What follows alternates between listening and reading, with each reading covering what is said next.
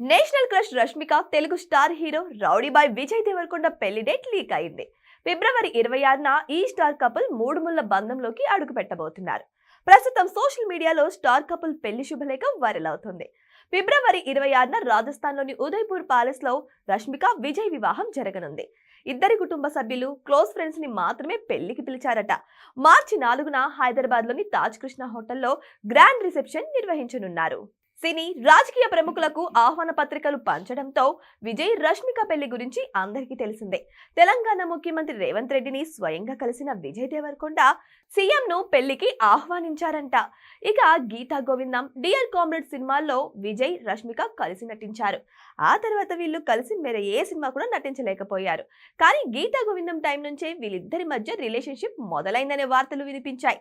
2024లో single కాదు అని చెప్పడం ద్వారా విజయ్ రష్మిక రిలేషన్షిప్ స్టేటస్ ని అభిమానులతో పంచుకున్నారు. 2025 అక్టోబర్లోనే వీళ్ళ నిశ్చితార్థం జరిగిందని వార్తలు వచ్చినా ఇద్దరిలో ఎవరూ నిర్ధారించలేదు. ఇంతలోనే పెళ్లి ముహూర్తం లీక్ అయింది.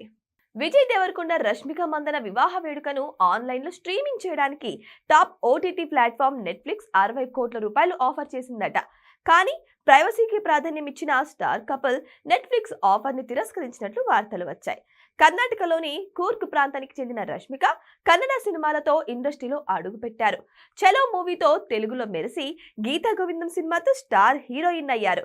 పుష్ప, యానిమల్ లాంటి మూవీస్ తో నేషనల్ క్రష్ గా ఎదిగిన రష్మిక చేతిలో పుష్ప 3, యానిమల్ 2, బార్డర్ 2 వంటి పాన్ ఇండియా సినిమాలు ఉన్నాయి.